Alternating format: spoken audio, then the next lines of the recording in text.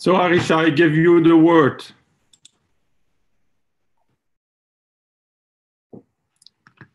Yes, doctor.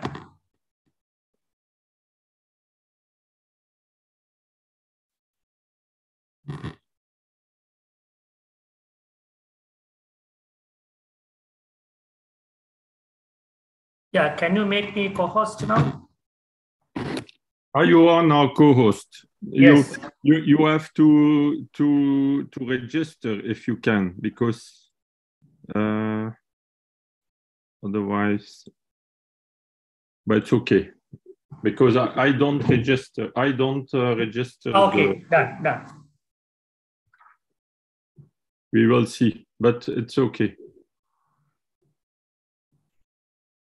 Can you see my screen now? Yes, I see your presentation. So we are ready.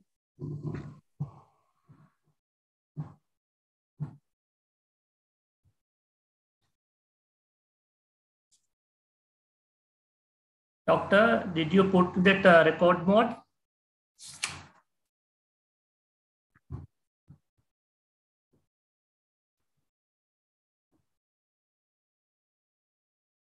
Yes. I cannot record, but yeah, it's on my YouTube channel recording too. Shall I start now? Yes, you can start. Ayubowan, Wanakkam, Assalamualaikum. Good evening to you. Good afternoon, Dr. Yannick from Europe. Thank you. Today, we arrange a special lecture. This is related to agriculture in this agriculture field. And this lecture is conducted and organized by the Ravana Aviation Research and Development Division. And if I say that Ravana Aviation Research and Development Division vision, re-establishing ancient concepts and technology that have been forgotten. And mission of the RANDD is creating a venue for multidisciplinary post-processual research. Now, objectives of the RANDD, you can see here, they assist researchers in presenting their ideas and research on global multidisciplinary research platform, educate young scholars and ensure that they do study in new dimensional areas. Third objective of this RANDD, educate the younger generation and encourage them to think outside of the box. Here today's session, the aim, in order to re-establish electromagnetic agro cultivation practices in Sri Lankan agriculture sector. The objectives of today's session is very important. Here, ensure new agricultural discipline in Sri Lanka. Draw attention to the all netting techniques of nature. Re-establish wisdom among the Sri Lankan public.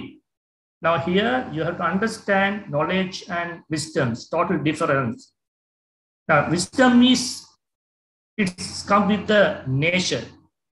And before you gain the wisdom, you have to make sure you are disciplined. Then focus in attention, then finally you can have the wisdom. Sri Lanka.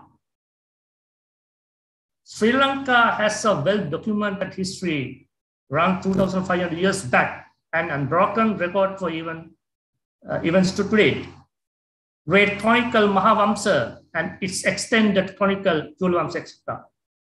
It covers from 6th century BC to 19th century AD. Now, according to Mahavamsa, the great chronicle of Sri Lanka, the preparation for the foundation for the stupa is described in follows chapter 24, verses 2 to 17. Now, in Sri Lanka, we have two terminologies. These huge monuments, that is we call Dagaba. The initially 3rd century BC, we got that technology from India, that is Stupa. Now, Dagaba concept is built by Sri Lankans. Now, here, the eye bubbling, some information you can have about this foundation of the Ruanvali side. That is built in 2nd century BC by great king Dutugama. Dagaba. This is Dagaba concept. Huge edifice. Now, this foundation was 17.5 feet depth. So there are 3 metal layers. If I go through this lowest layer, that is the 8-inch iron layer you have. And middle metal layer, 8 inches copper. And top metal layer, 7 inches silver. In between, they make that compress butter, clay, and some earth mix layers. Now, if it's so, now this is not, revealed by the Sri Lankan archaeologists, but the concept, according to this concept, this should be the world, the oldest capacitor. So this is the way we have the capacitors. Now, here you can have the styles of the modern Ruanvali in the Dagaba, we call, in your left side. When you come to this right side, that is the ancient, the structure, or we can say the style of the ancient Ruanvali, Dagaba. So you can see there's a huge difference, the top of the Dagaba. There you can have the Upa stone, we call in Sinhala term, Upa, Gala, and Chatra. Chatra is like an umbrella. Now you can see that dome. Now, why these people make like that? This is, we know that this is the Sri Lankan Buddhist culture, sacred place. So I'm also Buddhist. But if we looking in different angle, this give more information. Now this is the present look, how it looks like. Now they are the residence place of the priest or the monks. The Ruanvali, the Dagaba, you can have this pond. It's named as key pond. So why they put as a key pond? Now, if I keep your attention in, there's a one place, that's the drainage system from the Ruanvali Dagaba area. So this is, you have to think again, and the way we use this water management, it's not like what we are seeing and what we have that information, what we reveal so far. It's totally different. Now, other than that, the Buddhist culture, if you go to this Hinduism, you know that Gopuram, the structure of the temple, Kovil, the top of the Kovil, you have that, we call this Gopuram. The top of the Kovil, Gopuram, you have the kalasam. The kalasam is made by the brass. So there is a tradition, there was a tradition and belief. The ancient people, they put seeds inside of this kalasam and keep. Now you can see in this structure, inside of this structure, the lingam, the followers, Hindu followers, they always making some pour into this lingam by milk, herbs, water, so many liquids, and they drink. And rest of the things they wash and they drain to this cultivation area. If you go to this right side of this slide, you can see the mount of God Shiva, God Nandi, the bull. You know this agriculture sector, the bull is the, we call fertilizer, give more fertilizer to this nature. Now this is the, again, you can have the layout map of the ancient city of Sri Lanka. There is the first kingdom of Sri Lanka, Anuradhapura. Now this is center city. You can see the center is the city of ancient city. And around that city, you have the Stupa and Dagaba. And again, it has 3 layers. So there are some tanks, human-made tanks also there. So why these people make this arrangement? Why did our ancestors do like this? Is there any reliable reason behind it? Was it an ancient nature technology? How can we justify it? Yes. This is basically the research done by the 3 scholars. Geomagnetic field variations at the equatorial electrojet station in Sri Lanka. Now, I would like to explain a little bit about this.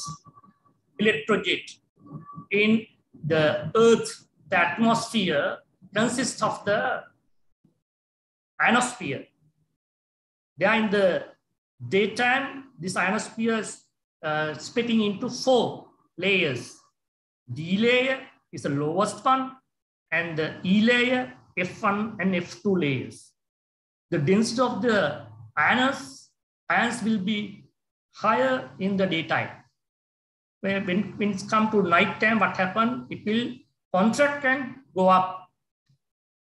So only you have a D and E layer. Now here, they have done this research based on the Paramagnetic 1 spot. Now, I would like to orientate you. You can see the blue color spot, Trivandrum in India. And this Indian Trivandrum is very close to this 0. That is the magnetic equator. This magnetic equator is here and that's moving. And when you come to this red spot, that's a Paramagnet. So what they did, they measured this magnetic field. Here, H is a horizontal component, and here you have the Z is the vertical component. We call dip. Vertically, you can have this gradual change you have in the Paramagnet. This is located south of the magnetic equator. I'm talking about magnetic equator. It's very important. You can have this is happening forenoon, the morning time. So this is because of the, now you can see if it is magnetic depth is increases, induced current, which is produced through this ionosphere, will increase. Now it goes to according to this statistics, and you can have this research in the internet. Google, you can have this.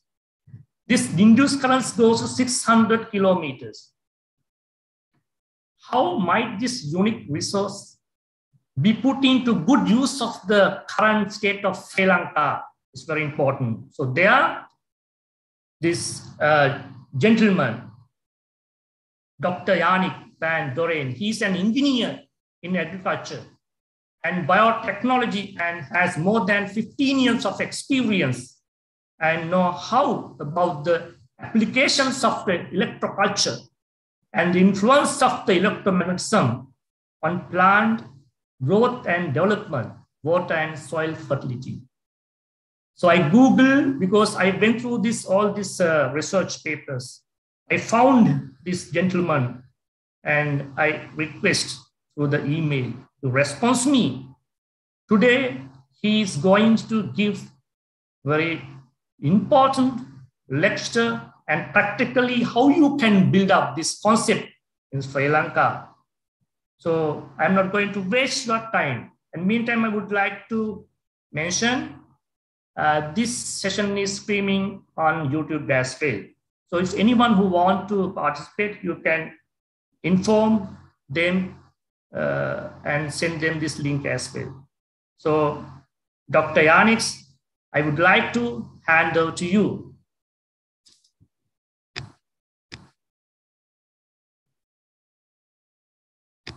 So thank you, Harsha.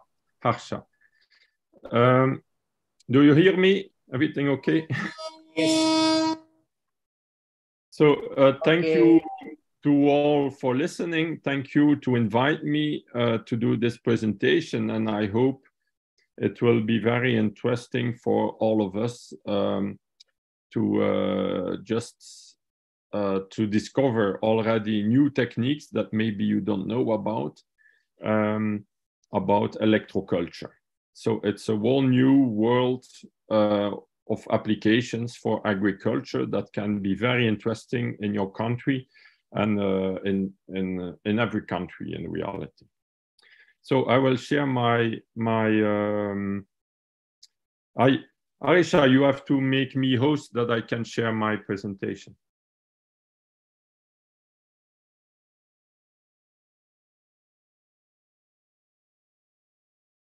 Okay.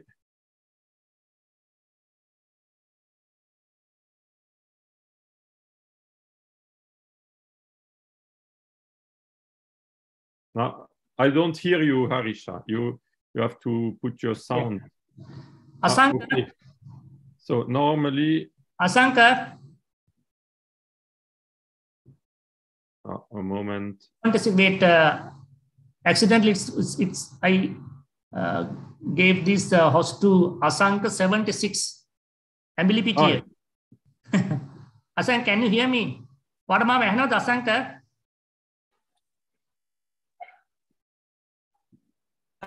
Mr. Harsha, yeah, he's our guy.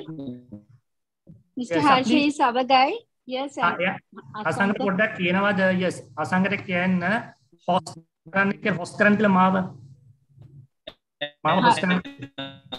Asanka host current Mr. Harsha. Yeah, mage gawdaki mage me number 2 ring gihilla. Hello. Yeah, Asanka. Mr. Harsha, can you make it? No, I can't do. He has to do. Asanka has to do. Asanka, why Anna? Why Moki Magega Magen Amatuding Hilla, Moki Lekactinova? Why Moki Nicoban? Obaleketino make hostile and Nicoban.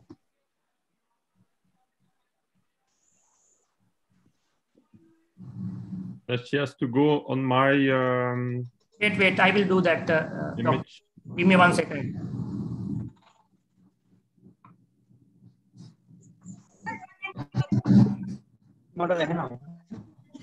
Asanka Malli.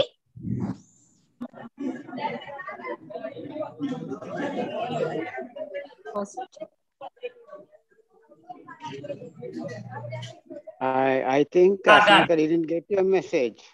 Asanka, yes. Now you. Yes, it's okay. I think it's okay now. Yeah, it's okay now.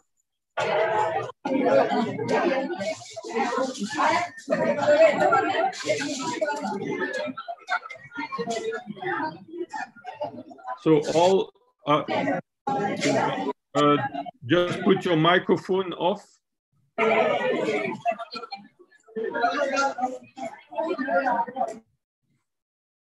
Okay. Yes. So I will be able to begin. Yeah. Do you see the presentation? Yes, I think. No? Yes, we can see. So, oh, there is a sound from some other. Yes. You have to mute. Mic off, Karaganna, please. Okay. Okay, everybody is muted. Okay. Okay, we can begin.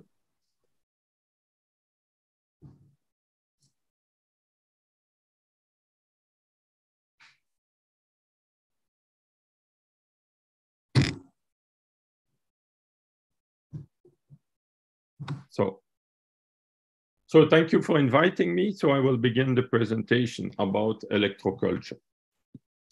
So for this, a moment, sorry. Yeah.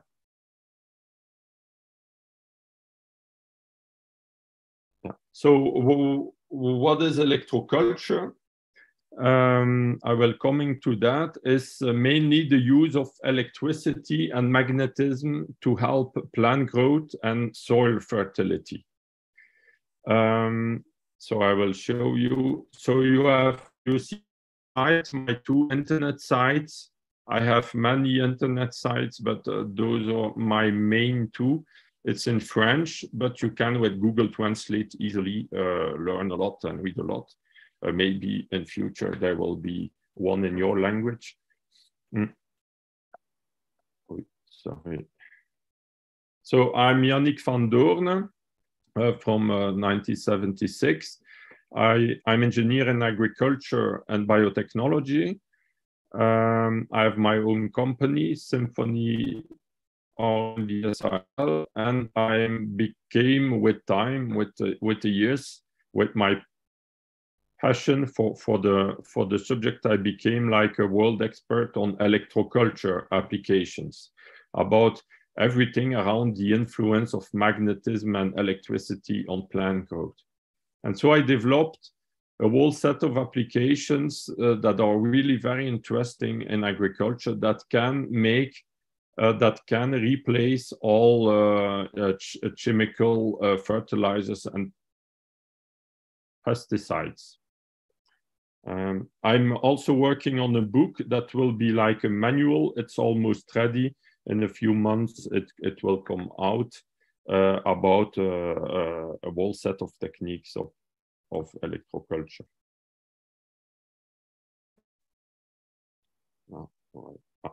So what is electroculture? You see, on planet Earth, we live in a huge magnetic field, and all plants need that magnetic field, even the animals, even we. If we don't live in that magnetic field, then we become sick and we deteriorate very quickly. The whole evolution on Earth grew up in that magnetic field, and this is very important for health and growing. We will see that. But it's not only a magnetic field. We have also an electrical field between the sky and the soil. We have a huge electrical field of around 100 to 300,000 volts. This corresponds with around 100 volt for each meter high. You see, it's really a huge electrical field where we live in, and a magnetic field. And those electrical and magnetic field changes over the places on Earth. And those fields are also very important to carry like waves, like atmospheric radio waves that are naturally produced by thunder, storms, and sun activity, sunspot activity, things like that. And those are all very important for the healthy growing of plants. And so we will see how we can use to improve plant growth, and how we can use that in agriculture, how we can use the beneficial effects of it. And Harsha talked already a little bit about it with certain monuments we find back. There's somebody writing on it. There are monuments that use in reality those magnetic and electrical fields and amplify it locally, where the plants grow a lot better around. But not many people know about that, but it's just about knowledge, wisdom. So there is somebody playing with a, I don't know how it happened. What's happening here? Yeah, sorry. So scientific research, there is a lot of scientific research in the world about, like for example, here we see an article, an extract, magnetic effects on plant growth.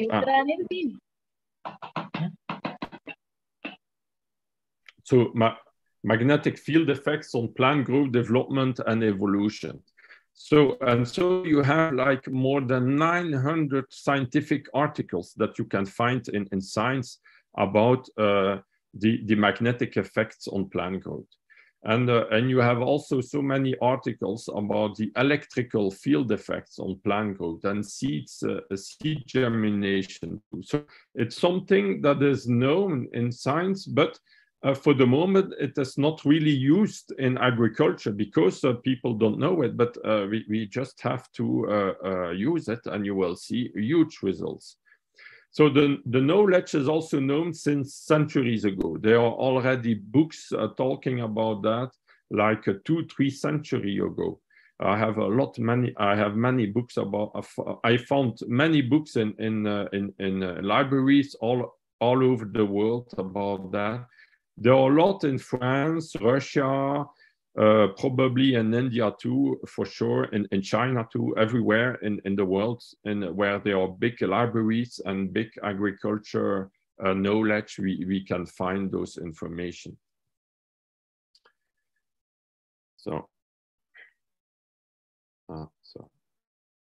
So for example, you have that book, it's a recent book, The Magnetic Pulse of Life, and there you will find more than 200 pages of science references about the geomagnetic effects on terrestrial life. So just to show you how many science articles there is about this subject, and almost it's only a few people know about that. So the electroculture applications. So I will show you a few electroculture applications, but there are many, many more. You have, for example, the paramagnetic energy round tower is that tower you see on the right, for example, that you can build in gardens, but also in fields, in large fields. You have also the atmospheric electric antenna. It's like a huge pole with wires on top of it. And this is also very useful to collect electrical atmospheric energy and to communicate it to the soil and increase soil fertility like this. This can, you will see it's also very useful with huge effects on plant growth, very easy to install. There is also the cylindrical magnetic antenna that you will see that can increase local magnetic fields and also increase plant growth. And you have other techniques like energizing or electrifying irrigation water and spray water, or magnetizing it. And this helps also a lot the growing process. You have also monuments, or also systems like antennas, like in the form of a pyramid that can electromagnetically charge paramagnetic volcanic rock, dust or sand, and then you can transform a simple rock dust or sand in a fertilizer, in a real fertilizer, but a fertilizer that works by transmitting that electrical charge or that electromagnetic energy to the soil that helps plant growth. That's an example among others. So here you see, so first we will talk about the Paramagnet energy round tower. This is inspired from the round towers we find all over Ireland in Europe. You see there round towers that have a lot of similarities with what you find in India, like the Stupa, the Dagaba that Harsha was telling about. There are a lot of similarities with the angle of the cone you see on top and things like that, and also the rocks, and maybe also the use of metals inside, because you will find a lot of iron in that kind of tower. And it was discovered in the 40s by Phil Callahan. It's a researcher of radio waves. He discovered that those towers act like antennas and transmitters of low frequency radio waves of the atmosphere of the Earth. And now today we call them also the Schumann waves. And it was discovered that when those natural radio waves are amplified locally, that all plants grow a lot better. And so then we begin to make little towers to copy this and make little towers like you see in my garden, or like you see on that rock below on bottom. You can make this little or big, and then you will see and put in the fields, and it's made of certain rocks inside that make it working. And also the head with the special cone in an angle, and also made of certain rocks. And then it acts like that antenna, and all plants will grow a lot better all around. It's really working very well, very easy to install anywhere in the world, because those electromagnetic low-frequency radio waves are very useful all over the world. All plants and animals need, also humans, need those beneficial waves to grow healthy and to stay healthy. For example, from where come those radio waves? So they come from thunder strikes. Every time you have thunder in the world somewhere, it generates those low-frequency radio waves that will travel all over the world. And it's continuously, it's like a heartbeat of planet Earth. And so you have scientific articles that are talking about that. You see, for example, that schematic with the frequencies, like 7.83 hertz, 14.1, 20.3. So that's all the Schumann waves and those low frequency earth waves that are collected by those towers. An example you see here on the bottom below, a little experiment everybody can easily try. It's a little tower in a pot with radishes. And you see on the left that the radishes grow a lot bigger than at the right, where the radishes are still very little. So it's very easy to test when it works very well, you see that. And what are the effects, or what can we what can we gain from those towers? So an example, it can increase the yields by 30 to 100%. Sometimes it doubles, sometimes it's only a few 10%, but it can really increase the yield dramatically. So increased resistance to stress, cold, heat, dry, or wet conditions. So it's like the plants become more resistant to all stress of the weather or extreme weather. And so that today it's important because of when we speak about climate change or problems in the climate that create a lot of problems in agriculture in Europe, probably also in your country, I don't know, but it can help very much the plant to resist. Also, the plant become more resistant to pests and diseases in general. So when they stay healthy, you need less pesticides to treat those pests and diseases. And when you use a lot of electroculture techniques all together, then you will discover, you will observe that you have almost no pest and disease anymore. Now, you have to see that in each country too, but it's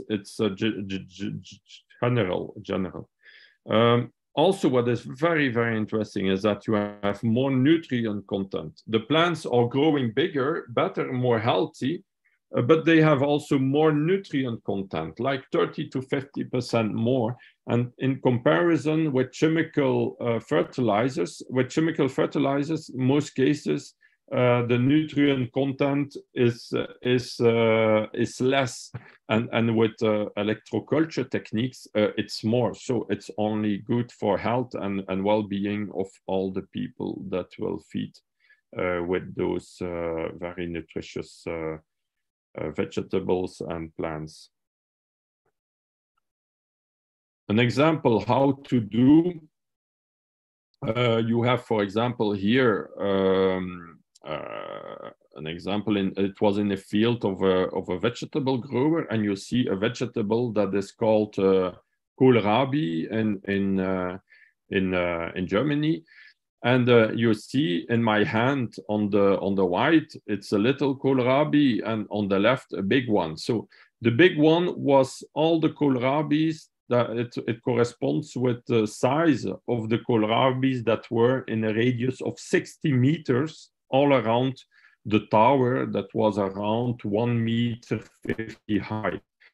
The size of the little kohlrabi was the kohlrabis that were planted, that were grown further away of 60 meters. So this gives you an idea that just a little tower like this with the clay tubing have huge effects on plant growth. Another example, it's of good friends in France that have that like to use those round towers, and they have already 3 years in a row they have the record of the French record of the biggest sunflower in France. It's from Richard Imbert in the Vendée in France. He has huge results in his garden with all those techniques. And you have also Mehdi Dao, it's a vegetable grower, and he has the record of the biggest pumpkin in France last year. So it's also with the use of those towers and also other electroculture techniques. So you see, and that all without any chemical fertilizer or pesticide. It's only organic growing techniques and electroculture with it.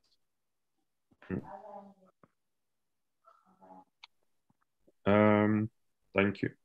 So if somebody's sound is on, please deactivate your sound, the microphone. So it's for a better sound for everybody. Salia, mic mute kan boleh. So how to do? A moment, I check. Oh, sorry. So here you see how to do. So you have two drawings of towers. It's just a clay tube or ceramic tube. It's even a lot better, ceramic tube. So it's made out of clay, yeah? And then we put inside, we put paramagnetic rock. So paramagnetic rocks are rocks that are sensitive to the magnetic field of the Earth. And so that can be measured with devices. And we just fill them completely with that rock. And that makes then that kind of antenna effect.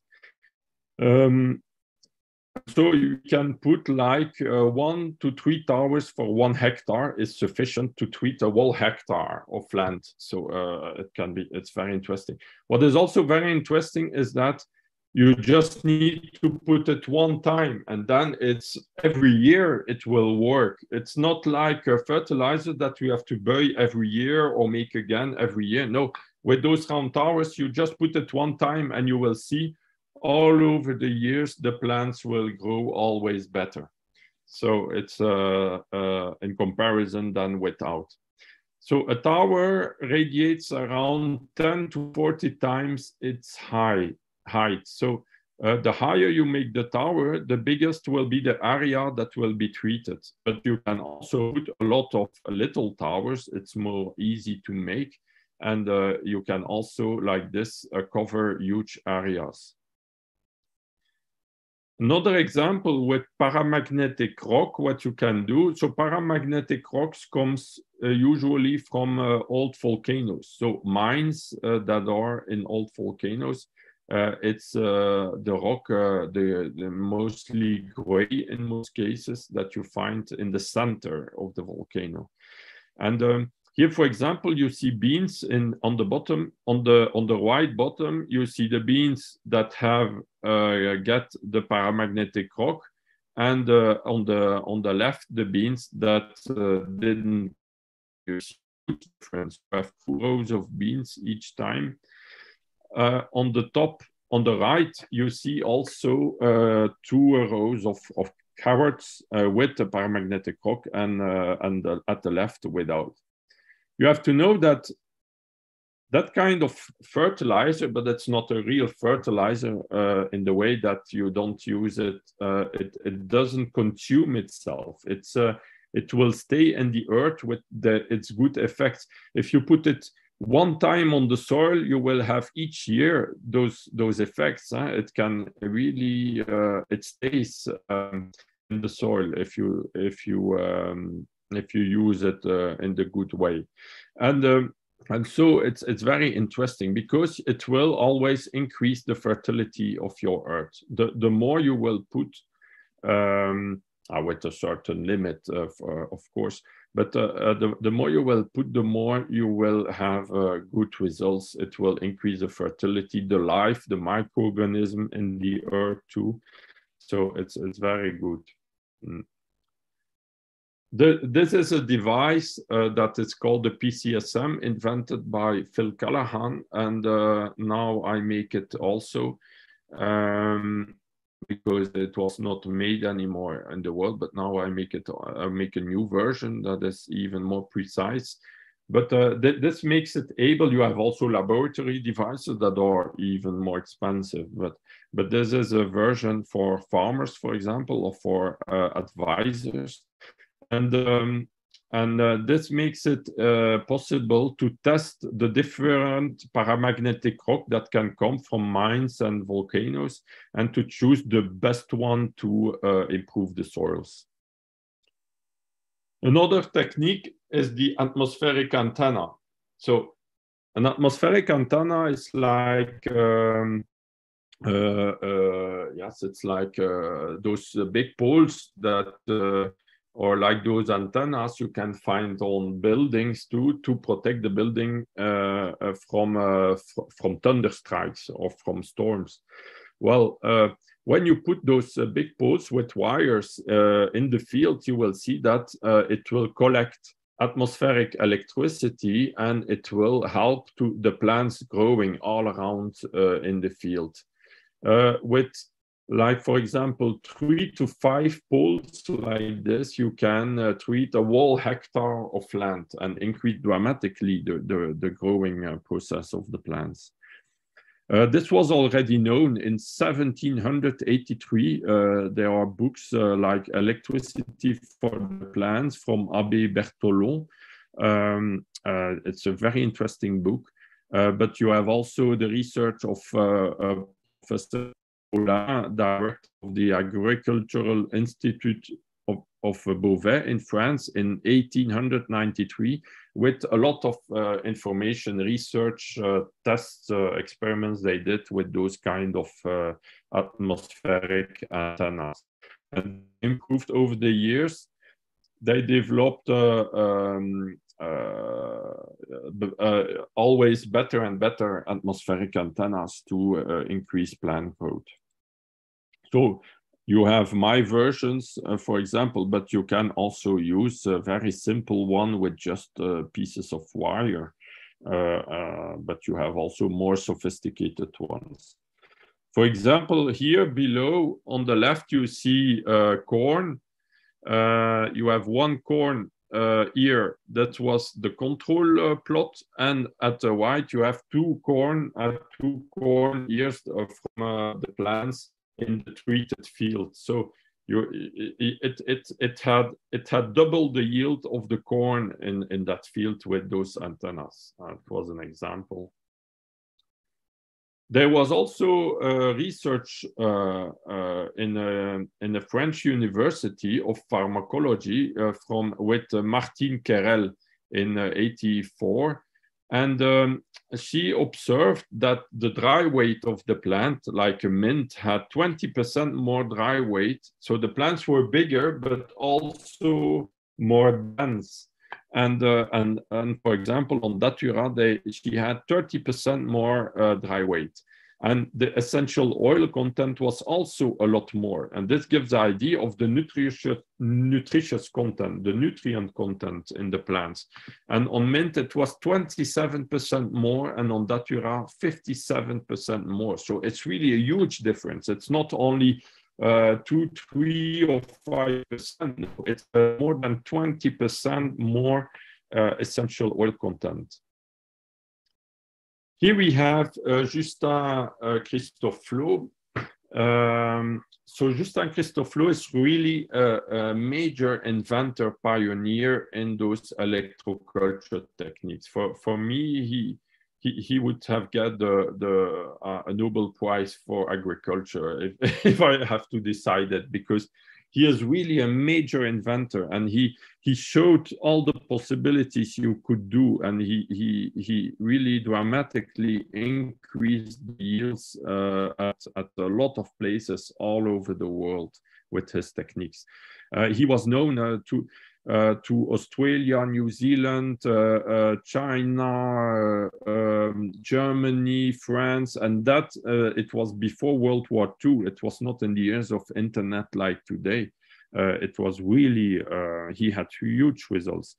And the title of his book is interesting because on that document, he wrote suppression of all nitrates, so the chemical fertilizers and other chemical fertilizers. So he is convinced that with those techniques, he can suppress, he can replace all chemical fertilizers. So it's very, very interesting.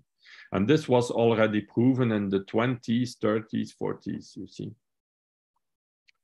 You see me on the picture in my garden with a flower that is normally never as high, but here with an antenna that was close to me, that flower of Lupin, named Lupin in France, was like 1.70 meters high and 1.40 meters width. It was really very big.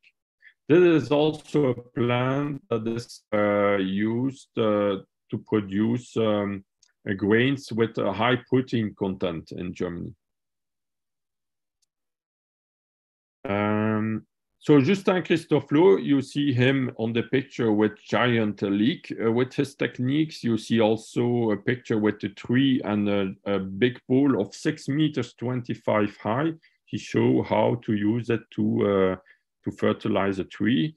You see also a schematic on a field with north-south, because those techniques, there are certain techniques are interesting to install in the direction of the Earth magnetic field, because they act like collectors and amplificators of the Earth magnetic field. And then we put like wires north-south in the field, for example, and connect them all together to one or more antennas. For example, how to do the most simple version would be to put just an iron pole, like it can be an iron pole from construction, for example, in the soil, like an iron pole of 3, 4 meters high or even more. And then we put at the end on top little pieces of wire, of iron wire or galvanized steel wire or even copper wires. It has to be a metal, but you can use almost any metal. And then you put that just as simple as that in the soil, away from big trees, because nothing has to be bigger than the pole close by, otherwise the tree will collect the energy in place of the pole. You can also use a wooden pole and put a wire along the pole from the atmosphere to the soil, to the earth, and you will see all plants will grow a lot better. The higher you make the antenna, the bigger will be the area that you will energize in a certain way. So if you want to treat a whole hectare, for example, 100 meters on 100 meters square, then you will use like 3 to 5 antennas. The more you use, the better it will be. It can help also to prevent hail if you have that in your country. I don't think so, but I don't know. But in Europe, there are more and more hailstorms, and this can also help to prevent hail because it will collect the atmospheric electricity, and hailstorms comes when there's too much electricity in the clouds, and then when it discharges, it makes a very big hail balls. Another technique, it's energizing water. I will go very rapidly over it, but you can, it's really a very simple technique also used in nature. When you have a storm with thunder strikes, you have a lot of electricity in the air. The water is different than at a normal rain, and the plants grow a lot better. And so this gives the idea to electrify the water, and this helps really a lot the fertilization. An example, you see me with close to a plant that I given energized water, and at my left you have the similar plant without energized water. You see a huge difference. You can do that in whole fields too. I have farmers in my customers that use that too. And you have also, even in the book of l'Abbé Bertholon, you have that picture of 1783 where you see somebody spraying electrified water on a tree, because so you see that they know that already from 2 centuries ago. Another technique is the cylindrical magnetic antenna. And so here you see, so that is something I invented personally, inspired by all the old techniques before me. I improved it a little bit. And you see, it's just a row of magnets that I improved with beeswax and a circuit also. And this is connected to galvanized steel wire, and that you can put on top of the soil, or you can put it in the soil. It's even better in the soil.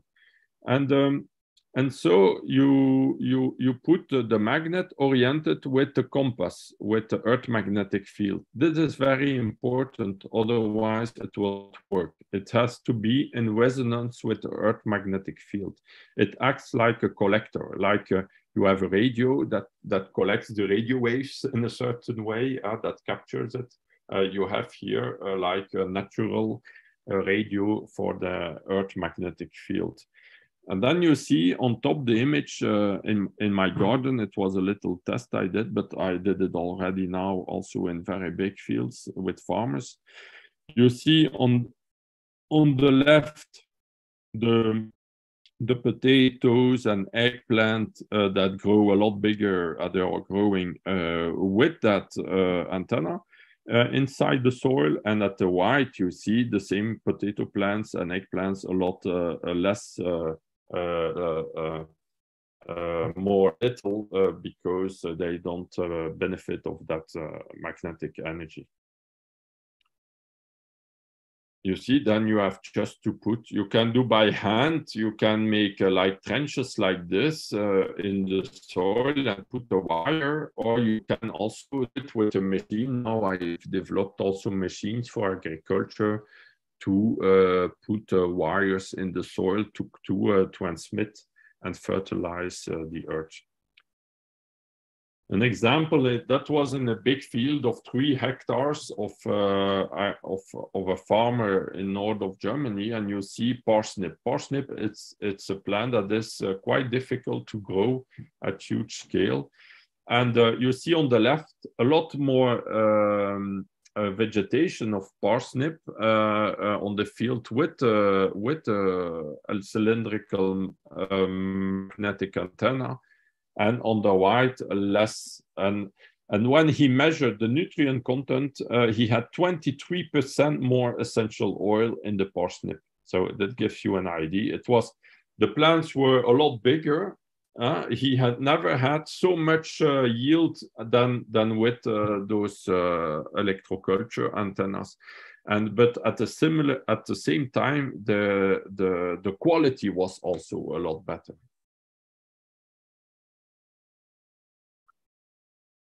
So maybe you ask yourself, maybe it will work only in Europe, but here is an image of Brazil on bananas. And you see on the right, on top, you see on the right a row of big banana plants, trees growing, and in the middle, the bananas are still little. The only difference, they were planted at the same time, is that the row on the right is with a cylindrical magnetic antenna. So they grow like 2 times faster. And below you see the same, you see the picture below. In the middle, we have the cylindrical antenna in the earth, and on the sides not. And you see that the further away you go from the middle, the more little are the banana trees because of that. So this is the place where they do it already. It's a huge farm in Brazil where they do it already since 5 years. Also, I have different kind of magnetic antennas. So I show you two pictures there. Also the carrots you see on the right, also a big carrot, and on the left little carrots. So in the past at that farm, the carrots were always a little like this because of the soil. And when I put the magnetic antennas, they become really huge because magnetic fields are very important for good plant growth and fertility. Another example is on corn. Here they collect like 20 tons a hectare of corn in place in comparison with the control field that was 7 to 8 tons a hectare. This was in Italy. Here that was in France, on cabbages. You see on top the cabbage field growing a lot faster than below, and it was also with magnetic antennas. Here, this was a cabbage field in Germany. You see on the left, the 2 pictures on the left, you see that the color of the cabbages, the leaves are not so green, less green than on the right. On the right, there is the same soil. Yeah, you have to understand that we didn't change anything with the fertilizers. We just put electroculture with it. And you see that even with the same soil, the cabbages grow a lot better. They are full of nutrients, very healthy plants. And on the left, you would think that they lack of something because of the color of the leaves. But no, it's just because on the right, they are with on the field with cylindrical magnetic antennas. Also on wheat fields, you see a huge difference. You see the difference. It's also more than double yield. If you see the grains are a lot bigger and also more, you see huge difference. So conclusion of all that, I would say, I think you understand it by yourself. You don't need to be very intelligent to understand that, to see that electroculture have a really great potential for successful new agricultural policies. So I think it's really a huge potential. It's quite easy. So it's also easy and fast implementation. You see, it doesn't need high technology to do that. You just need magnets, wires, paramagnetic rocks. So with very simple solutions, we can improve dramatically agriculture. And I think in a country like Sri Lanka and like a lot of countries that have difficulty in the world today, even in France, those techniques can really help a lot the farmers to continue to grow good products well and healthy plants and big yields with less of the very expensive fertilizers and so on and pesticides. So it gives a big increase in yields and quality. It's very sustainable because those techniques, when it's like antennas, once you have put it in the field, it will work every year. It doesn't deteriorate or very slowly. So yeah, with one antenna, it will work like 10, 20, 30 years in a row without any maintenance or changing of pieces. So it will work very well.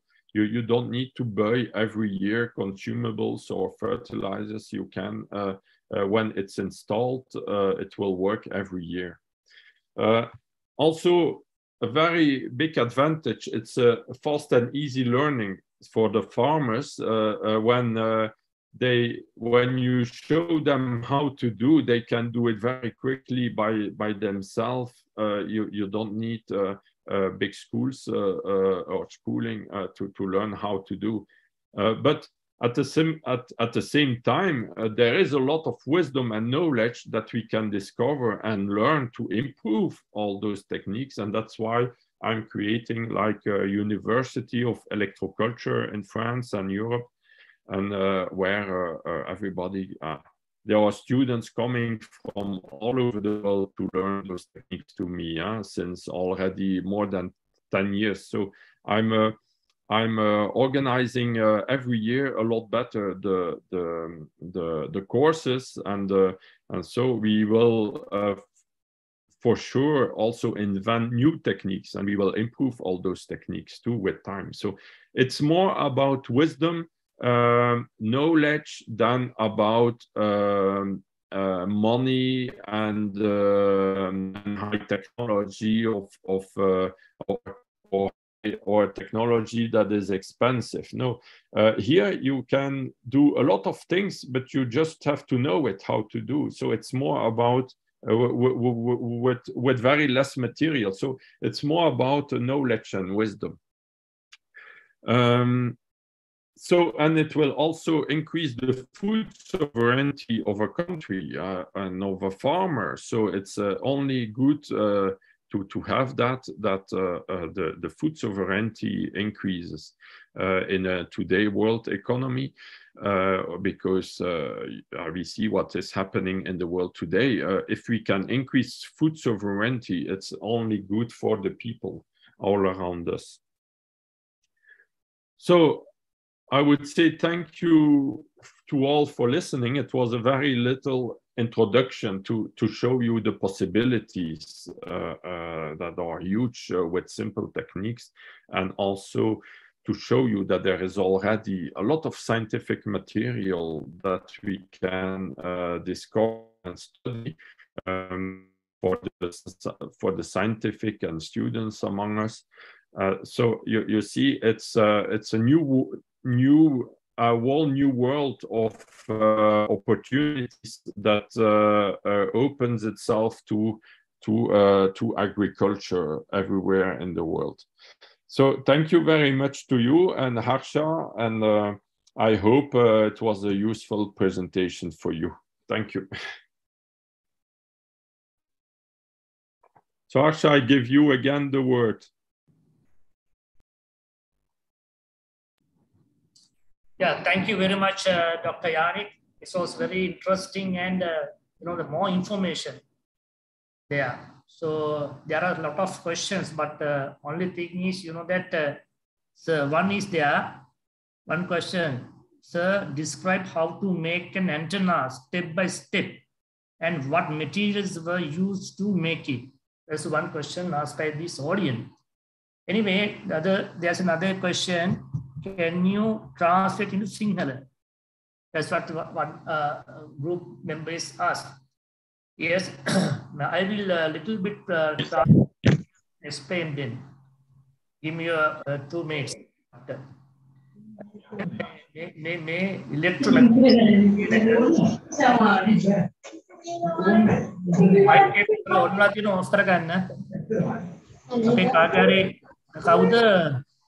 Jayakodi mic off karagන්න. Jayakodi mic off කරන්න. Right. Thank you. දැන් මේකෙදී කලබල වෙන්න එපා. මේක අපි experiment එකක් විදියට මේ ලංකාවේ කඩවත මහර ගිරිමැටියාගාර පැඩි ෆීල්ඩ් එක කරා. හරිගස්සලා. ඒකේ තව කෙනෙක් ස්විච් ඔන් කරලා mic එක please mute කරගන්න. Jayakodi again Jayakodi අයිමත් ඔයා on කරගෙන mic එක off කරගන්න. ඒ මේ කඩවත මහර කිරිමැටියාගාර මේ කුඹුරේ.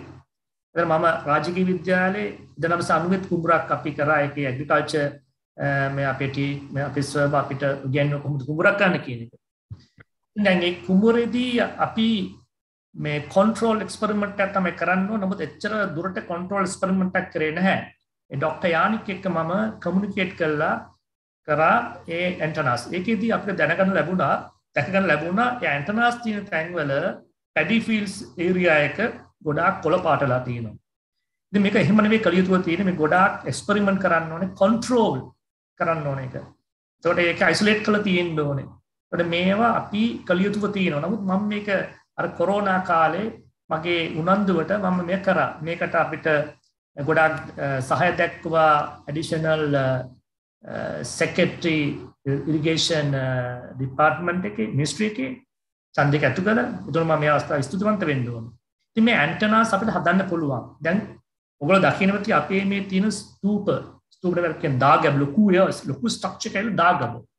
ස්තූපයල පොඩි structure එක. දැන් ගෝපුරම් කියන්නේ කෝවිල් structure එක. මේ හැම එකම සම්බන්ධලා තියෙන්නේ දැන් මේ මෙතුමා කියන electromagnetic culture agriculture system එක. අපි ඒක ඒ දවස්වල කියන්නේ ගෝවිතන කියලා. ඒක ඔය කියන electric magnetic field එක. දැන් ඉස්සෙල්ලා මම research paper එකක් ඔයගොල්ලෝ පෙන්වන්නේ. ඒ research paper එක කියන්නේ ලංකාව උඩින් බලපවත්වනවා electrojet එකක්. electrojet එකක් කියන්නේ electorial electrojet. සමකීය උඩින් අපේ ලංකාව උඩින් ඔය සම්බන්ධලා තියෙන ලොකු අයනස්තරයක් තියෙනවා. ඒ අයනස්තරයේ ලංකාවට පතිත වන ওই කරන්ට් එක magnetic field එක අනිකුත් රටවලට සාපේක්ෂව අනිකුත් ඒ ඉලෙක්ට්‍රෝජෙට් එක තියෙන ඒරියාට සාපේක්ෂව වැඩි. එහෙනම් මේ ඉන්ඩියුස් කරන්ට් එක ඉන්ඩියුස් කියන්නේ උත්පාදන කරන්ට් එක ඒ වැඩි වෙන වෙලාවක් තියෙන උදේවරු 12ට ඉස්සෙල්ල. දැන් අපි මේවා දැන් අධ්‍යයනය කරන්න ඕන කාලයක අපි ඉන්නේ. මේවා ඒ කාලේ අපේ මුතුන් මිත්තෝ මේ කළා තියෙනවා. දැන් ඉස්සර මම කිව්වාගේ අපේ වන්විල් සෑයේ අඩි 17මාරක් තියෙනවා පාදම. ඒ පාදමේ තියෙනවා ලේයර්ස්. ඒ ලේයර්ස් තුනක් තියෙනවා මෙටල්. යටම මෙටල් එක තමයි අඟල් 8ක තියෙන ඔය තියෙන ලෝහ ධාතුව. අපි කියන්නේ ඒකට ජගල්. ඒකේ මහා වංශයේ තියෙන යගල් කියලා තියෙනවා. ඊට පස්සේ මේගොල්ලෝ බට ඔය මේ මැටි දාලා තලලා පසුත් එක තව තියෙන ලේයරක් දාලා. ඔහොම ඇවිල්ලා එක මැද තව ලේයරක් තියෙනවා කොපර් ලේයර් එකක්. ඒකත් අඟල් 8ක කොපර් ලේයර් එකක්. ඊට පස්සේ ආයමත් මේගොල්ලෝ මැටි ඔය එක දේවල් දාලා ඒක ලස්සන ඩිස්ට්‍රැක්ට් කරලා තියෙනවා. කීල තියෙන මොනවද දාන්නේ කියලා. ඊට පස්සේ දාගෙන උඩම සිල්වර් ලේයර් එකක්. දැන් අපි මොහොතක හිතමු මේක මේ අති සෝෆ්ටින් කිව්වා කියලා. එහෙම කිව්වත් metal layers විවිධ ලෝහ වලින් දාලා තියලා උඩටම ලේයර් එක තියෙන heavy metal එක. එහෙම තියෙනවා ලෝකයේ ඔය වගේ මැද ස්තර තියලා conductor earth එක ඇවිල්ලා හොඳ සන්නායකයක් මේ විදුලිය. මෙහෙම තිබ්බට පස්සේ ඒ උඩින් ගන්න වායු ගෝලයෙන් ගන්න ආයනස්තරයෙන් ගන්න ඒ කරන්ට් එක ස්ටෝර් කරගන්න පුළුවන්. කැපැසිටි එකක්. ධාරිතකයක්. ඔය ධාරිතකය මම විශ්වාස කරන විදිහට සම්බන්ධලා තියෙන්න ඕනේ ඔය රජරට ප්‍රදේශයේ තියෙන භූගත ජල මට්ටමට. ඒ මට්ටම සම්බන්ධ වුණාට පස්සේ ඒක හරහා මම ඉස්සෙල්ලා පෙන්නුවා වගේ පළමුවෙනි වලල්ලේ තියෙන ටැංකි වලට වැව් වලට සම්බන්ධ වෙනවා. ඊට පස්සේ එලංගා සිස්ටම් එකට අනුකූලව අපි තියෙන ඊළඟ වැව් ඒවා ඔක්කොම දිගින් දිගට ගිහිලා තියෙනවා. අපි දකිනවා මේ ඉලෙක්ට්‍රිසිටි කියන එක සිවිලයිසේෂන් වල මුල්ම භාගයේදී පාවිච්චි කරන්නේ ඇග්‍රිකල්චර් වලට. දැන් අපි ඉලෙක්ට්‍රිසිටි පාවිච්චි කරන්නේ ඉන්ඩස්ට්‍රියල් පර්පස්. ඒ කාලේ පාවිච්චි කරන්නේ ඔය low frequency අඩු frequency එකක් තියෙන current එක induce කරන්න පාවිච්චි කරලා තියෙනවා අපේ ඇග්‍රිකල්චර් සිස්ටම් එක. හොඳට පැහැදිලිව අපි දකිනවා අපි කියනවානේ වැබයි දාගමයි ගමයි පන්සලයි කියලා. මේ concept එක ඇතුලේ ලොකු ටෙක්නොලොජි එකක් තියෙනවා. ඉස්සෙල්ලා මම කිව්වා වගේ ගෝපුරම් කියන ඔය ස්ට්‍රක්චර් එකේ ඇතුලේ තියෙන්නේ ලිංගම්. දැන් වායතන ලිංගම් එක ඇතුළ ගාව මැග්නටික් ෆීල්ඩ් එක වෙනස්. දැන් මැග්නටික් ෆීල්ඩ් එකට එතනින් එන එනර්ජි එක අපි කියන්නේ කොස්මික් එනර්ජි කියලා ඔය ඉන්ඩියුස් කරන්ට් එකයි ඔය මැග්නටික් ෆීල්ඩ් එකයි. ඒක චේන්ජ් වුණාට පස්සේ එතනින් දාලා අපි ගන්න වතුර. එතකොට ඒකෙන් අපි දෝවල ගන්න කිරි. ඒ අය ෆලෝවර්ස්ලා බොනවා. ඒ වගේම ඊට පස්සේ හොදලා දාන වතුර යන්නේ කියන්නේ පැඩි ෆීල්ඩ්ස් වලට. දැන් මේ හා සමාන දැන් පේනද මේකේ ඉතාමත් උසස් තාක්ෂණික මට්ටමක් මේකේ තිබිලා තියෙනවා. දැන් මේ ඇන්ටනා හදන එක අපිට ප්‍රශ්නයක් නෑ. මේ වෙලාවේ මම පැහැදිලි කරන්න ඕනේ අපිත් එක්ක සම්බන්ධ වෙලා ඉන්නවා මහාචාර්ය බුද්ධිමාරදී. මෙතුමා ලංකාවේ අග්‍රගණයේ මේ මහාචාර්යවරයෙක් මේ ඇග්‍රිකල්චර් ෆීල්ඩ් එකේ අපේ මේ පෙරහර යුනිවර්සිටි එකේ. මේතුමා දැන් මේ සම්බන්ධව මේක ගැන අධ්‍යයනය කරයි. අධ්‍යයනය කරලා මොනවද කරන්න ඕනේ කියලා ඒ අය අපිට කියලා දෙයි. ඔයගොල්ලෝ පෙළගස්සවයි. රටට අවශ්‍ය දෙයක් මේක. ඒ වගේම මේක සම්බන්ධලා තියෙනවා මම ඉස්සෙල්ලා කිව්වා වගේ ඇඩිෂනල් සෙක්‍රටරි අපේ චන්ද්‍රික ඇතිකොළ මෙතුණිය මෙතුණිය තමයි මාව මේ මුල්ම අවධියේදී මගේ අවස්ථාව සඳහා මාත් එක්ක සාකච්ඡා කළා මේ අවශ්‍ය මූලික අදහස් වමාර කරන්නේ. ඔබ දැකලා දන්නවත් ඇති ඔය කන්තලේ පැත්තේ ඔය ට්‍රින්කු පැත්තට වෙන්න පොළොන්නරු පැත්තට වෙන්න තියෙන තැන් වල කුළුණු තව සයිකල්ලා යකඩ යකඩ නෙමෙයි මේ ගල් කුළුණු. ඒ ගල් කුළුණු උදෙක්ම සීමාවල්ම ලක්නු කරන්න හදපු කුළුණු නෙවෙයි. මෙතුමා ඒක කියනවා ඔය පමණක් ගල් කුළුණු වල තියෙන විශේෂත්වයක් ඒ වලින්ම ඉන්ඩියුස් කරන්ට් එක ඇතුළට ගන්නවා. ඒක තියෙන වෙල් යාවල් මැද තියෙන්නේ. නැත්තම් අපේ ටැංක් එකක් මුදුනේ තියෙන්නේ. වතුර රඳවන තනක් මුදුනේ තියෙන්නේ. ඉතින් මේ වලින් අපිට පේනවා ලංකාව ඔය කොහොමද ඔය කොස්මික් එනර්ජි කියන එක පාවිච්චි කරලා තියෙන්නේ කියලා. ඉතින් කලබල වෙන්න එපා. මම මේ දේවල් ඔක්කොම ආගව තියෙනවා. මම ඒව අවශ්‍ය විදියට විශේෂයෙන්ම අපිට සම්බන්ධලා තියෙන මේ වෙලාවේ ග්‍රාම අභිමානයේ ඔය මේ සංවිධානයේ ඒකයි ඉන්ඩිපෙන්ඩන්ට් ගෲප් එකක්. ඒකේ අනුෂා අමෘතිකා මේ අධික මෙනිවියත් අපිට සම්බන්ධලා තියෙනවා. එයාගේ ටීම් එකට සම්බන්ධලා තියෙනවා.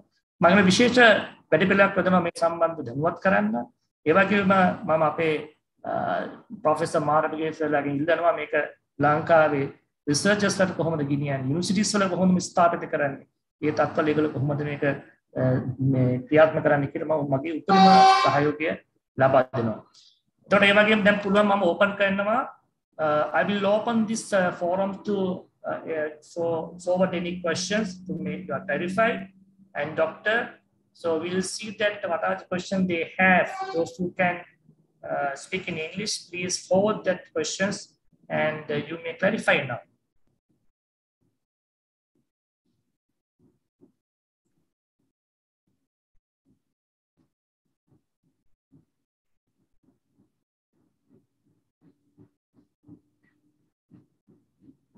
So if there are other questions.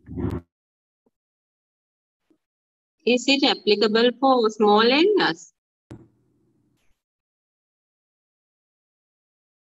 Can you repeat that question, please? Is it applicable for small areas? Small areas, yes, doctor. There's one question, and she's asking, is this applicable for the small area? Small area is still for the, home garden, something like that. So, what is intensity you have with that height? So, you have to give some information. Yes, you can. All those techniques are very useful in small areas too. You can have there are techniques that will be more adapted to small areas and not too big areas, and other techniques more too big. But like the wire with cylindrical magnetic antenna with a magnet, for example, you can do in small areas. The round tower you can also do in small areas.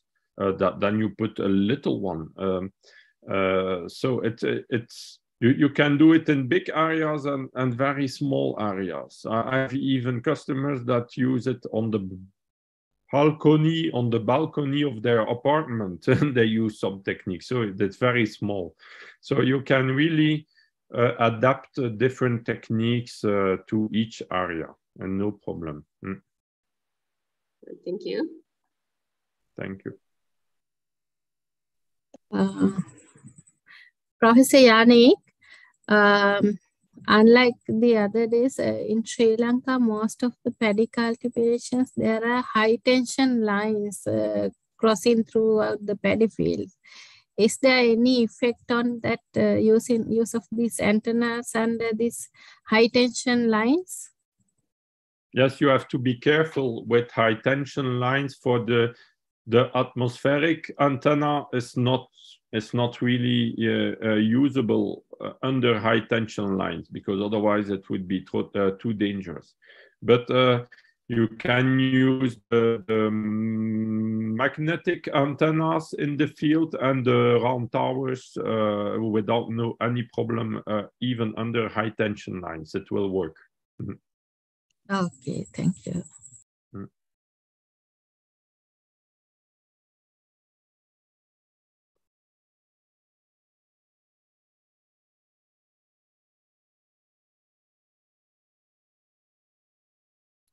Is there any question, please?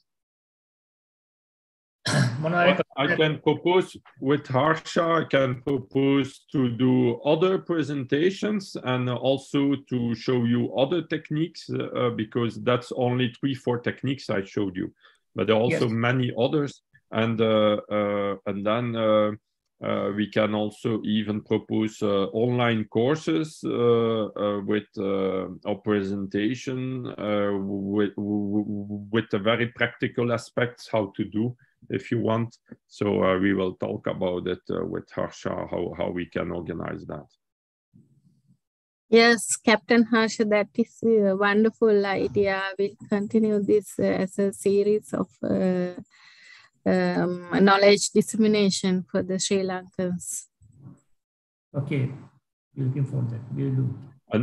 And I would really be very, very happy if some of you or farmers and gardeners begin to do that in their fields. And then you can send me pictures of your results, and I share it with all over the world to make it helps. Everybody that share his results helps to make known all those techniques and also to increase the knowledge on how to do, because we always discover little things to improve it when we share it all together.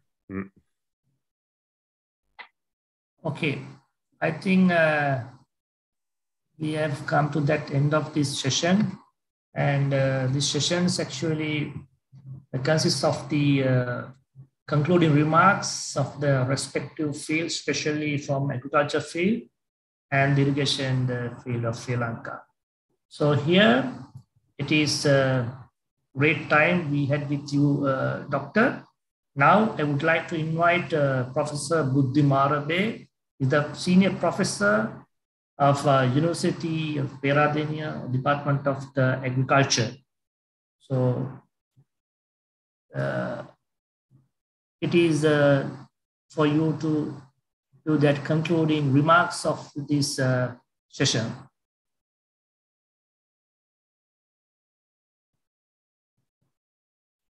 Professor, are you there? I see.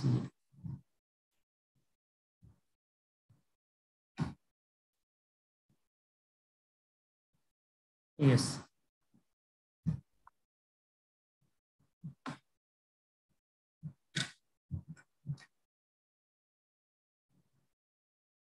Professor,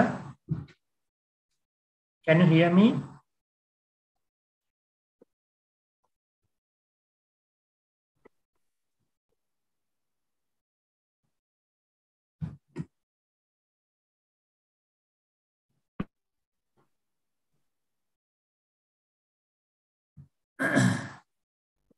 That's all. Professor Marambe. Professor Marambe, I'm trying to contact, but sometime he was here. yeah, he's online.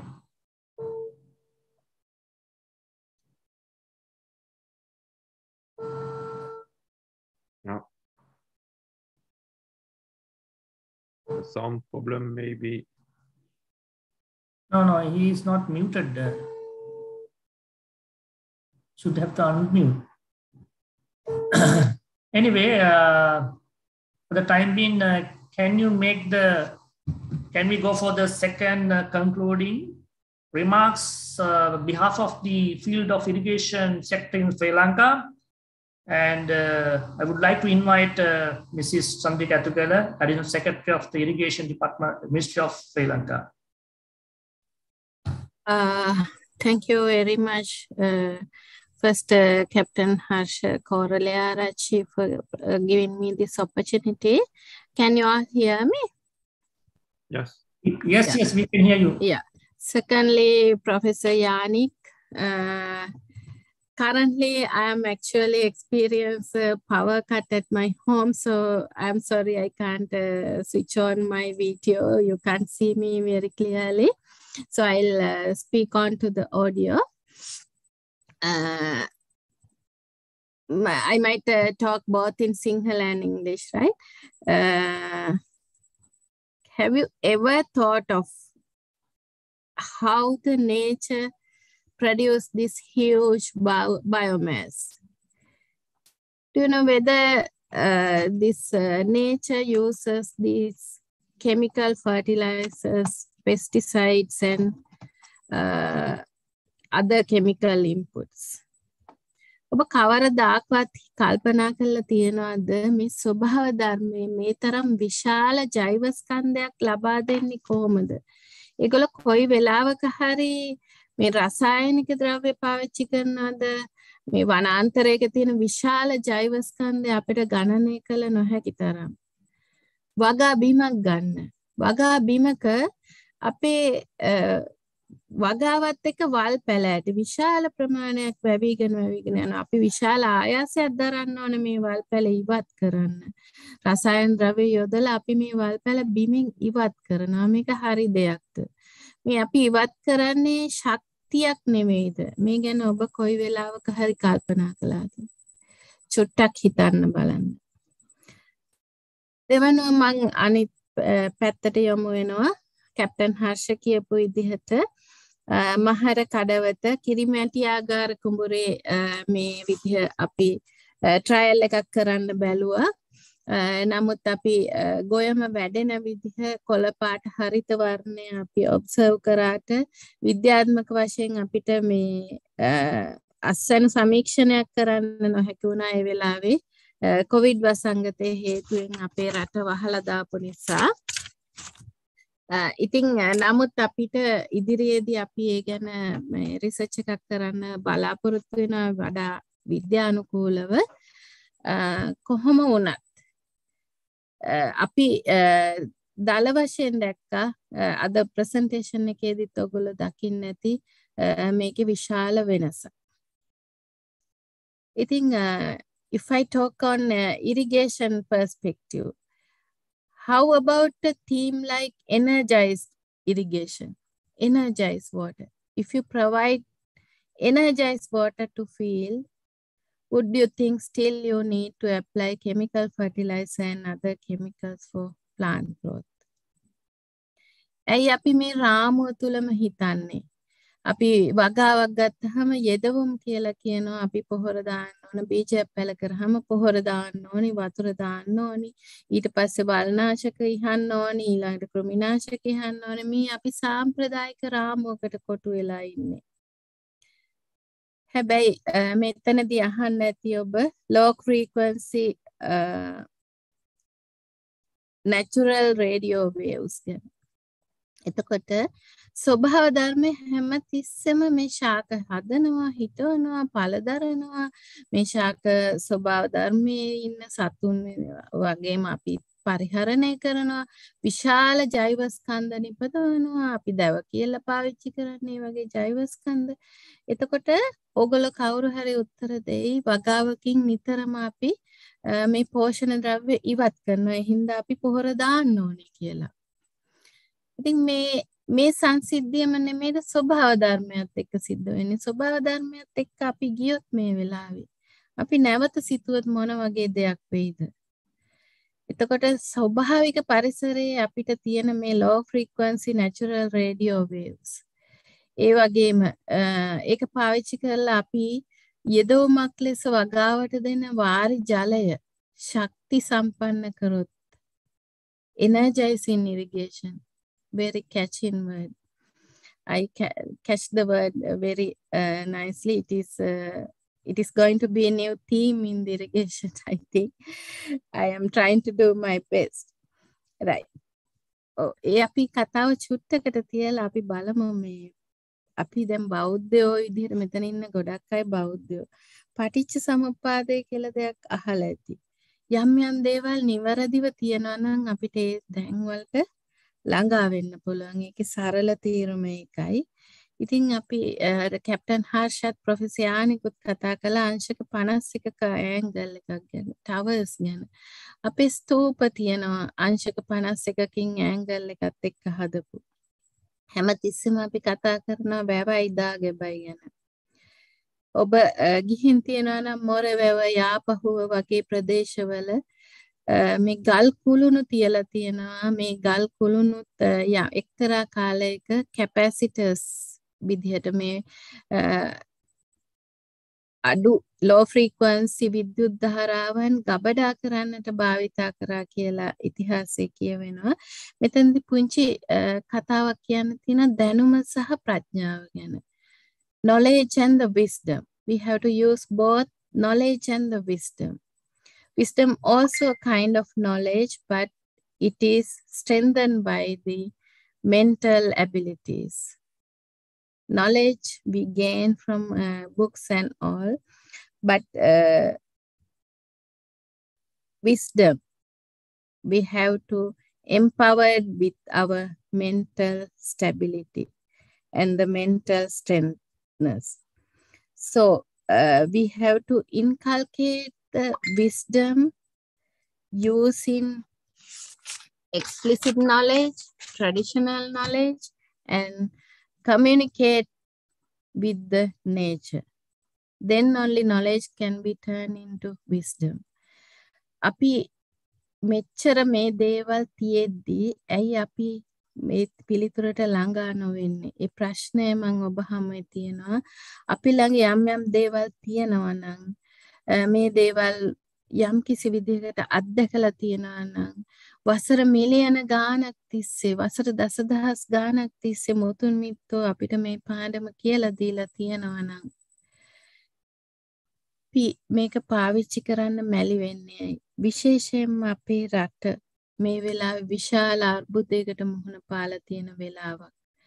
අපි මේක පාවිච්චි කරලා බලමු. මේ ප්‍රඥාව අපි පාවිච්චි කරලා බලමු. ප්‍රඥාව කීප ආකාරයකින් ලබා ගන්න පුළුවන්. සුත්තමය ප්‍රඥාව කියන සුත්තමය ප්‍රඥාව කියන්නේ සීලය සමාධිය තුලින් සිත් එක්තෙන් කරලා වඩාගත් දැනුම අපි දැනුමක් විදියට ඉගෙන ගන්නවා නම් අපිට සුත්තමය ප්‍රඥාවට ළඟා වෙන්න පුළුවන්. එහෙම නැත්නම් අපි තනියම අධ්‍යයනය කරලා ළඟා වෙන්න පුළුවන්. භාවනාවන් මගින් ළඟා වෙන්න පුළුවන්. මීට වඩා පහසුයි අපිට දැනටමත් මේ දැනුම තියෙන නිසා මේ දැනුම ළඟා කරගන්න ප්‍රඥාවන්ත වෙන්න. ඉතින් මේ දැනුමත් එක්ක ප්‍රඥාවන්ත වෙලා අපි මේ දේ කරලා බලමු කියලා මං සියලු දෙනාට ආරාධනා කරනවා. නැවතත් අපි වාරි මාර්ගයේ තියෙන අපි වාරි මාර්ග වලින් නිකන් ලබා දෙන ජලය පොහොර සමග ජලය කියලා යන්න පුළුවන් නම් අපේ කෙතට මේ වෙලාවේ ලොකු අස්වැසිල්ලක් වේවි. මේ ගැන හිතමු, මේ ගැන ක්‍රියා කරමු. හිතන්නේ මනස කියන එක හැම දෙයකම මුලයි මේ හැම දෙයකම ශක්තිය මනසයි මනෝ පුබ්බංගමා ධම්මා මනෝ සෙට්ටා මනෝමය මනසින් අපි ශක්තිමත් නම් කළ නොහැක්කක් නොමැත එතනින් මම අවසන් කරන්න මේක මේ අධ්‍යයනය කරන්නට ඉදිරිපත් වුණ සියලු දෙනාටම ස්තුතිවන්ත වෙනවා සහභාගී වුණ සියලු දෙනාටම ස්තුතිවන්ත වෙනවා අපි energize irrigated water ගැන නැවත කතා කරන්නට එකතු වෙමු කියලා ආරාධනය කරනවා thank you very much Professor Yannick and all others thank you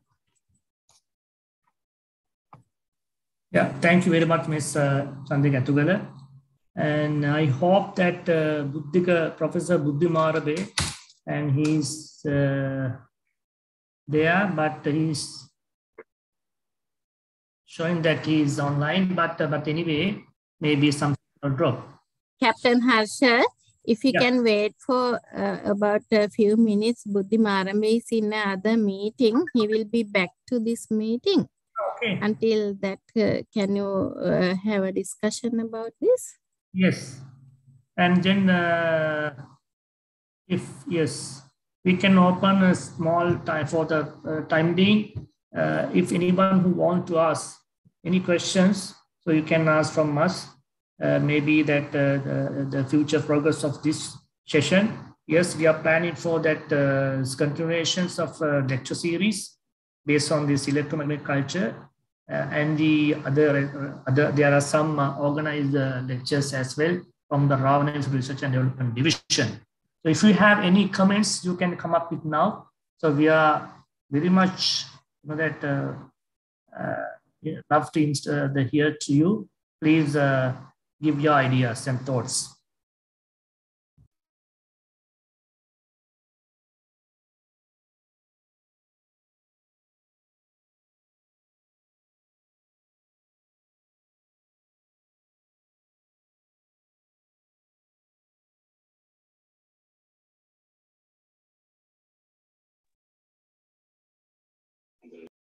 If they are...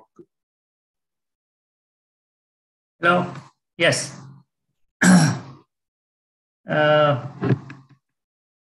Again, I would like to call Harsha Buddhi. Professor Marambi is available now. Can you contact him, please? Yes, please.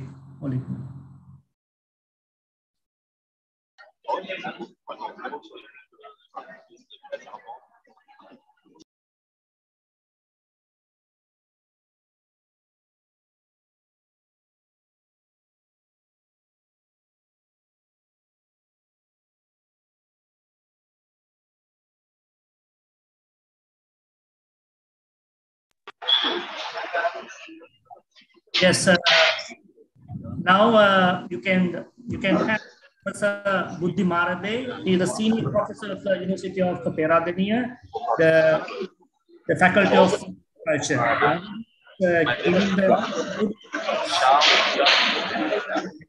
of Sri Lanka. Over to you, sir. Thank you very much. Thank you very much, Captain Harsha, for inviting me. I'm so sorry something went wrong with my phone because I'm joining you with my phone. I heard everything what you all said, but unfortunately I could not log in. Logging in the sense could not switch on my mic and the camera. So I am. Thank you, the organizers, for giving me this opportunity, and thank you, Dr. Yannick.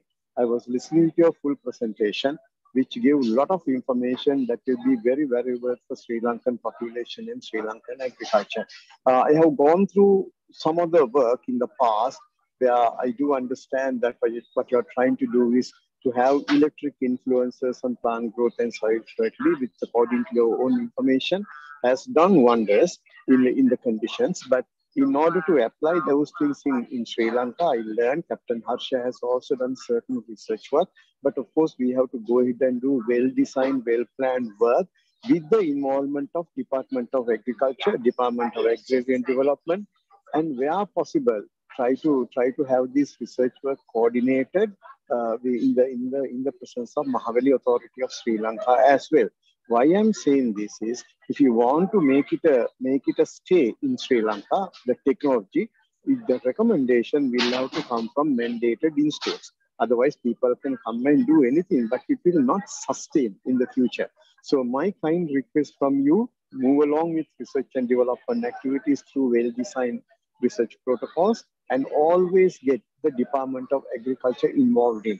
So Department of Agrarian Development and Mahawali Authority of Sri Lanka, all government entities will support. Universities can join, but definitely the recommendations should come from the Department of Agriculture. On top of that, I heard Dr. Yannick was talking about these organic technologies as well, that will be suitable for organic farming. I must also suggest at this stage, in order to make sure this gets streamlined under Sri Lankan conditions, whatever the information that you have, scientific information, in a paper format or in a report format, I suggest that you first submit to Department of Agriculture so that they can go ahead and have their research work designed. And also there's a organic agriculture production and processing standard set by the Sri Lanka Standard Institute. The number is SLS 1324 of 2018. It is important, Harsha and Dr. Yannick, to make sure the technique, the principles that we are proposing be incorporated into the Sri Lanka organic standards, because that's then and only then this will have a kind of a quick takeoff even in the organic agriculture sector, but provided that there are enough scientific information that have been generated in Sri Lanka. So what I see all in all on your presentation is that we Sri Lankans have always thought of new technologies, always have made efforts to adopt new technologies, and the technologies that you're talking about with scientific evidence, the most important part is the scientific principle. And once that is proposed, I'm sure there will be a lot of takers even from the Department of Agriculture, but then it has to go through a short process, about 1 to 1.5 year process, in order to make sure recommendations are being made. Don't try to, Captain Harsha, we should never make an attempt to short circuit the process, because but the end result will be a failure at the end. So let it go through the process and make sure that you have this particular technology established in Sri Lanka in the future. Captain Harsha, you told that you have done certain work a little while ago, but then even that work would be beneficial only and only if it comes through a scientifically valid protocol that where the Department of Agriculture and other state agencies mandated for giving recommendations for different crops. Suppose that you want to bring it for tea cultivation in the future, Tea Research Institute is the one who should get involved in. For rubber research institute. So let's go through that protocol. This is not a waste of time. My point, I have seen technologies coming in and failing without going through the protocol. People do not accept them at the end, because still, though people look at a lot of other technologies that are being brought into the country, there's a lot of trust to be made on the recommendations made by the state agency.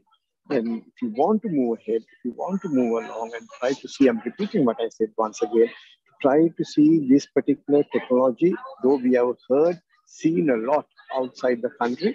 If you want to make it established in Sri Lanka and used by farmers through the government blessing, then let's go through this protocol. I'm really happy that quite a number of people who have joined this have learned this, and I heard Captain Harsha explaining things into Sinhala. So I see, based on the questions asked, the interest that has been generated, but that interest can be made into a reality in terms of practice as well as commercial appearances, only and only if it goes through the certain procedures and protocols that have been adopted in Sri Lanka. So that's my advice with respect to research.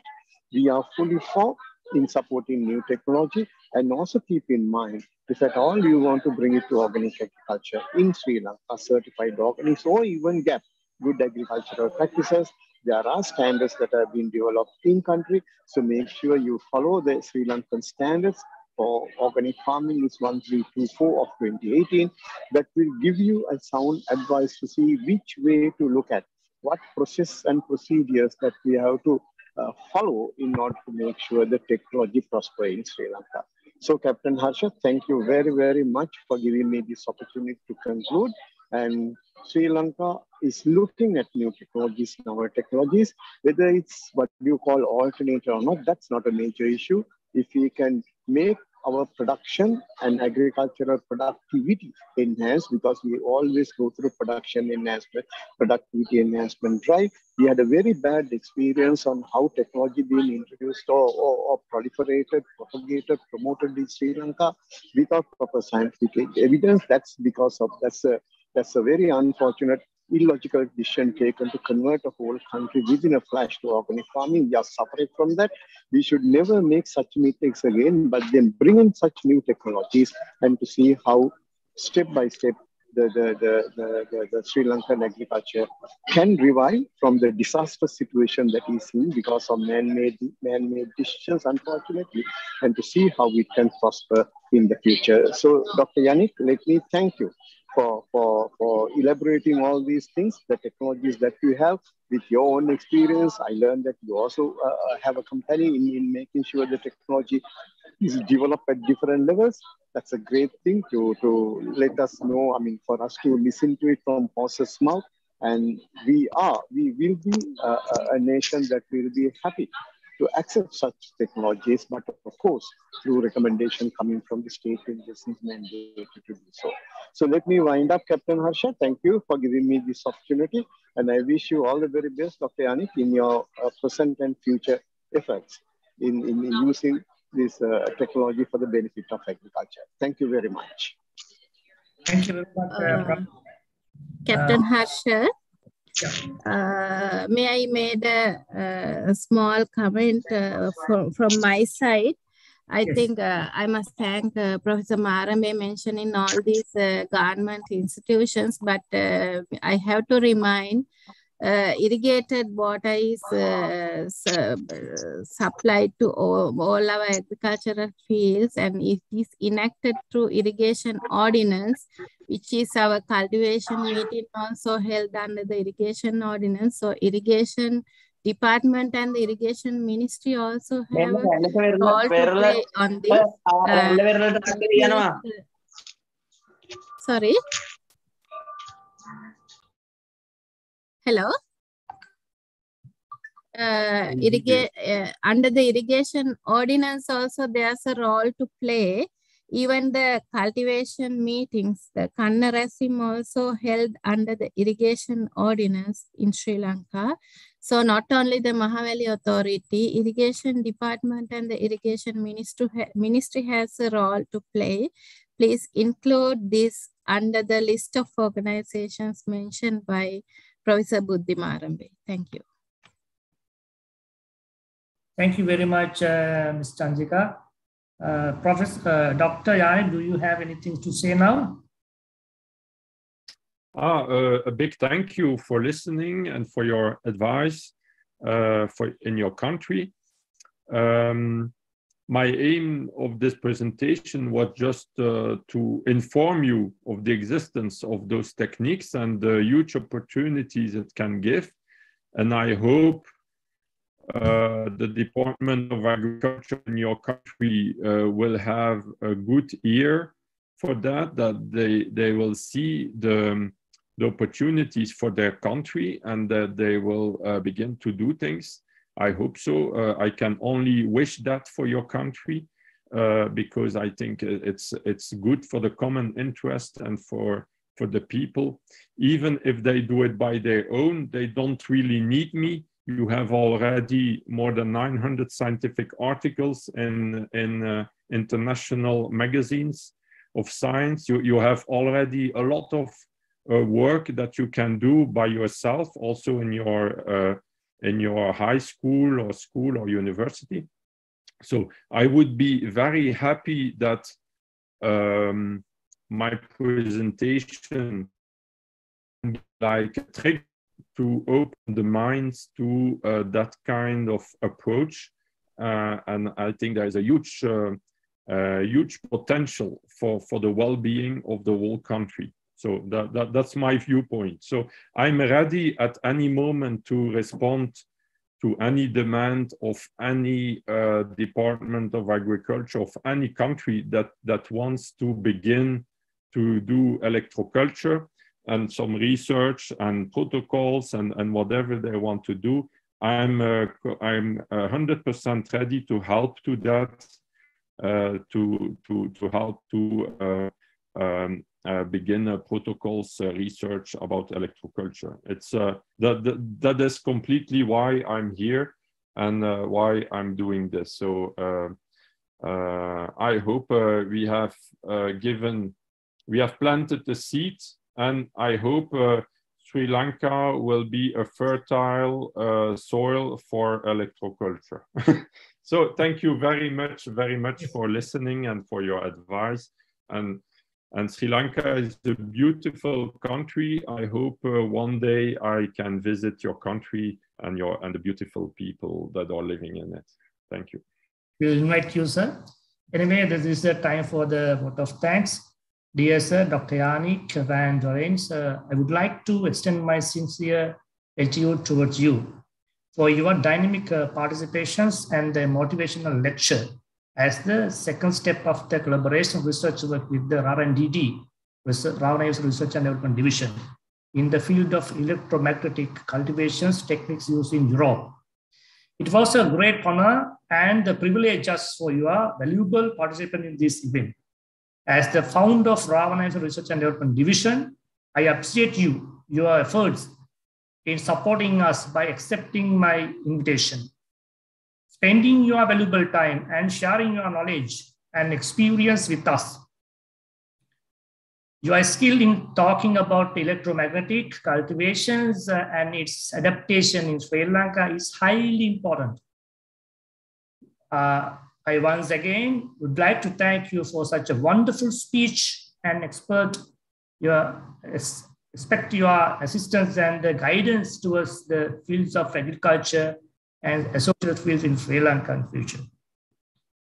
Secondly, I would like to express my gratitude to Senior Professor Buddhi Marabe, the Faculty of Agriculture in University of Peradeniya, for the accepting to process concluding remarks representing field of agriculture in Sri Lanka. Thank you very much, sir. And thirdly, I would like to give a big thanks to Ms. Chandrika Atugala, Additional Secretary of the Ministry of Education Ministry, and for her concluding remarks representing field of education sector in Sri Lanka. And fourthly, actually, there's one professor, and she's from Industrial Technology Institute.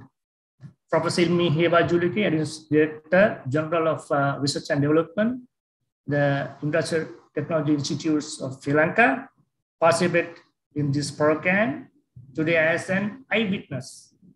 Thank you, madam, very much for being with us despite your busy schedule. And just one gentleman and lady want to remind here, representing Grama Bimani, the leader, the Mrs.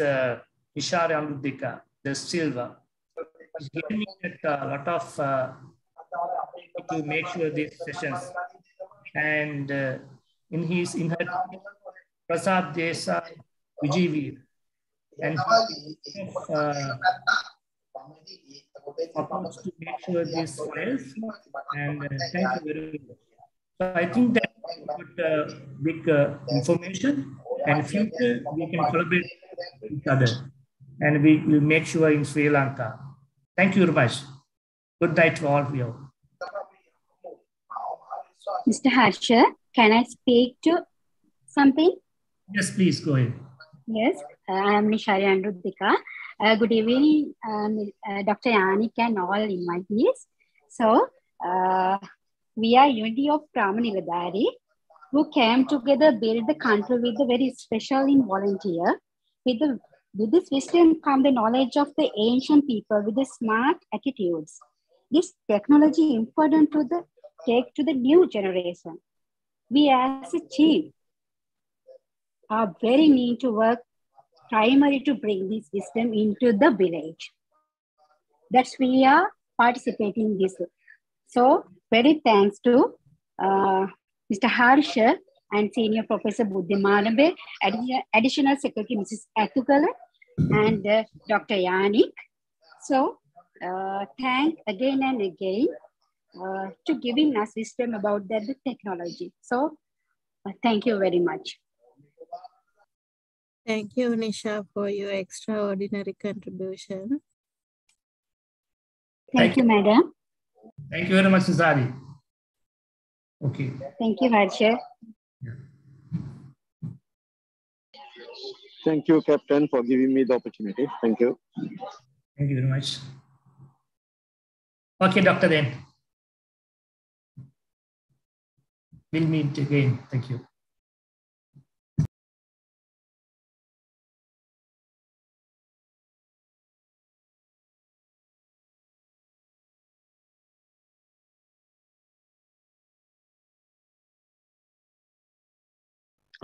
Harsha is disappeared. Maybe a disconnection.